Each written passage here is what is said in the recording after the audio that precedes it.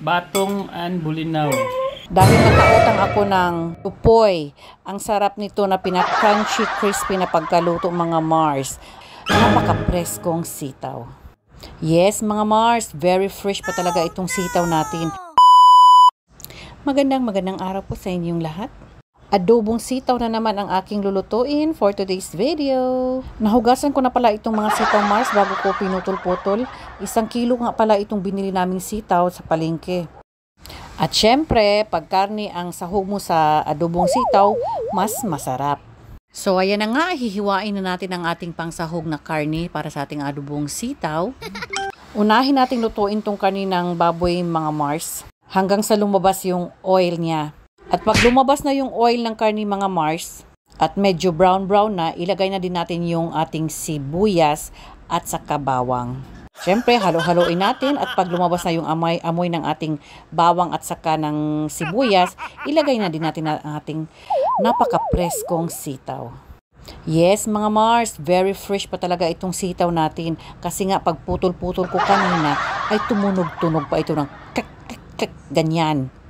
So, syempre, pag adobo, hindi talaga mawawala yung toyo. Ang toyo kasi ay siyang magbibigay ng lasa, sarap sa ating adobong sitaw. At may kunting health tip nga pala ako mga Mars sa inyo no, about sa sitaw. Alam nyo ba mga Mars na ang daming makukuhang benepisyo sa sitaw? Ang sitaw kasi mga Mars ay isa itong low-fat legumes na nagpro-provide sa ating katawan ng magnesium, protein, iron, folate, potassium. Yan ang mga binibigay na benepisyo ng sitaw para sa ating katawan. Kaya magsitaw na kayo mga Mars para mapapakanta kayo ng sitaw, ang pag-ibig na binigay. Hehe, char. Dahil nakautang ako ng tupoy. Ang sarap nito na pinaka-crunchy, crispy na pagkaluto mga Mars. At alam nyo ba kung anong benepisyo nito sa ating katawan? Siyempre, dagdag bato sa ating kidney. Siyempre, inom lang tayo ng maraming water Mars, no? Yan lang ang sagot sa ating mga bato. Para pag-ihi natin, madala yung pusong bato natin.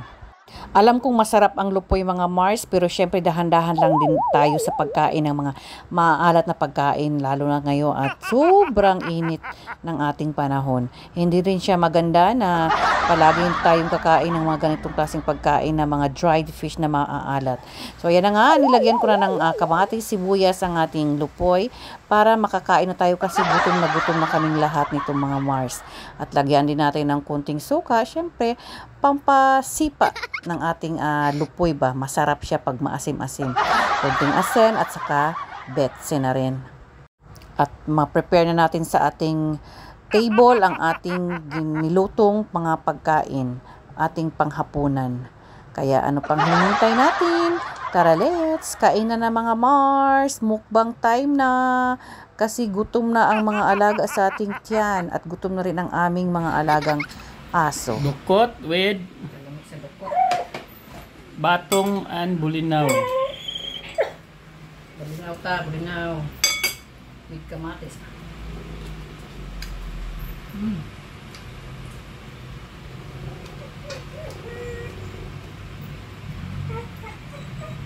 Promise batong.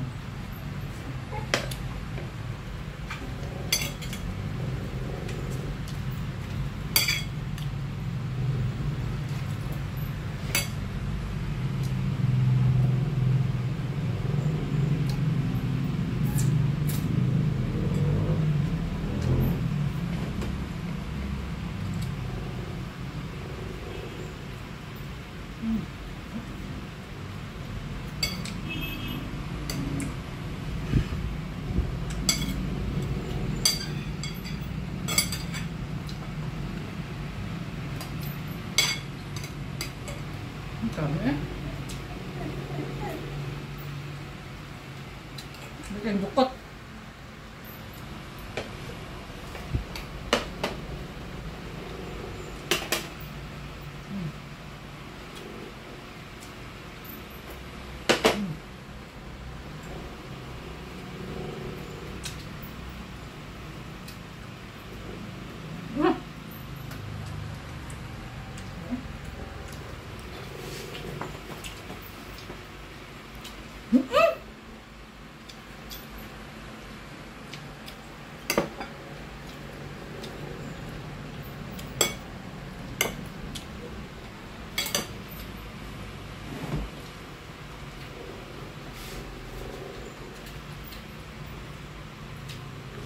Kamatis.